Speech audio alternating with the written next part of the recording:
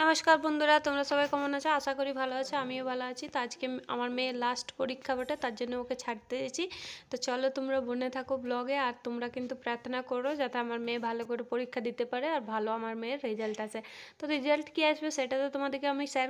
তো চলো ওকে আমরা ছেড়ে আসি।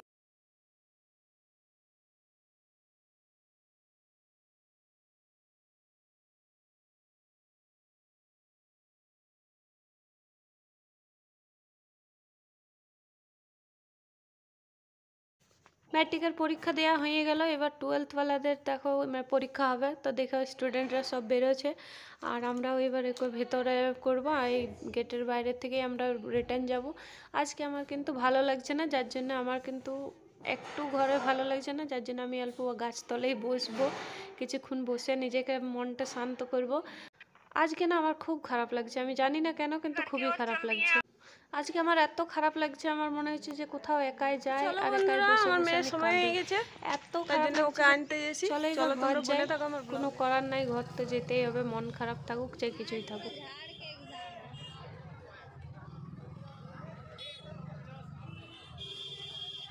তো আমরা পৌঁছে গেছি, মেয়েকে নিতে এসেছি। আর দেখো সবারই পরীক্ষা দেওয়া হয়ে গেছে, কিন্তু মেয়ে এখনও বেরোয় নাই। আর যার জন্য আমি ওখানে ও দাঁড়ায় দাঁড়ায় ওর ওয়েট করছি। তো মেয়ে এলে পরে আমরা ঘর যাব। তো দেখো মেয়ে চলে এলো, শুধালাম যে পরীক্ষা কেমন গেল, তো বললো ভালো হয়েছে। আর এখানে দেখো বাজারে লেগে গেছে জাম, এত জাম লেগেছে যে মানে বাজারে পেরোয় যাচ্ছে না। আর পেছনের ছেলেগুলো কিন্তু অনেক কমেন্ট করছে, এই আমাদেরও চ্যানেল খুলতে হবে, এই করতে হবে, কই করতে হবে। কিন্তু এখানে এত ভয়ানক জাম লেগেছে, ছোটো বাজার বটে। তো তো বড় গাড়ি ঢুকলেই জাম লেগে যায়, আর এখানে দুটো গাড়ি ঢুকে গেছে, একটি বুলেরও ঢুকে। তো চলো আমরা চলে এসেছি ফুচকার ঠেলাতে। মেয়ের খিদে লেগে গেছিলো, কেননা সে 11টার সময় খাবার খেয়ে গিয়েছিলো। তো আমরা চলে এলাম ফুচকার ঠেলাতে। তো আমরা ফুচকা টুচকা খেয়ে নিলাম। আর এখানে দেখো ঘর চলে এসেছি, মারা যেছে ঘর। মাদেরকে আজকে বারণ করছিলাম যেতে, মারা কিন্তু বলছে যে না যেতে হবে। আমার মায়ের দুটো ছাগল আছে ঘরে, সেই ছাগলগুলোর জন্য মা চিন্তা করছে, তাই জন্য বলছে না রে এবার ঘর যাই। তা আমি কাল সকালে যাবে, কিন্তু মা দু মন ছিল, এক মন বলছিল যে হ্যাঁ যায়, এক মন বলছিল না যাব না। তো ছোটো বোনটা যে আছে সে বলছিল না চলো চলো। তো মা দেখো মাকে অনেক রকম করে বলছি, কিন্তু মা বলছে না বেটা যাই, কদিনেই রইলুম, এবারে ঘর যেতে দে, আর কাল গেলেও যেতে হবে, কাজ গেলেও যেতে হবে। তো আমি বলছিলাম কাল সকালে যাবে। তো মা বললো না যাই, কাল গেলেও তো যেতে হবে, সকালে সকালে উঠতে খুব কষ্ট হয়, তার জন্যে বিকেলের গাড়িতেই ঠিক আছে। তো দেখো ওরা বেরোচ্ছে, আর আমি কিন্তু মাকে লাগাতার বারণ করেই দিয়েছি যে মা আজকে থাকো আজকে থাকো, কিন্তু মা বলছে না নুনু যেতেই হবে। তো কি বলবো, আমার একদম মাকে যেতে দেওয়ার মন ছিল না, কিন্তু তাও মাকে ঘর তো যেতে হবে, কদিনে এসেছে, তো মায়ের ভালো লাগছে না আর ঘরের মনে পড়ছে, তার জন্য মা বলছে না যায়।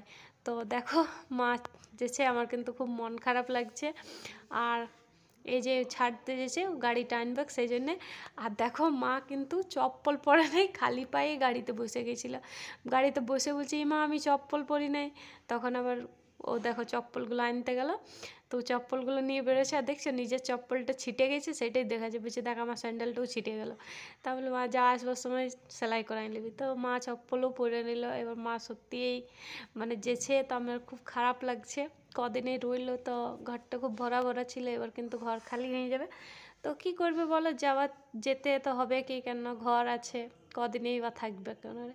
তা আমি মাকে বাই করে দিলাম, আর ওরা তো চলে গেলো, এবার আমাকে যেতে হবে মেয়েকে আনতে। তো ও এলে পরে আবার আমরা বেরোবো। ওরা কিন্তু বাস পেলো না, যার জন্য ঘুরে চলে এলো।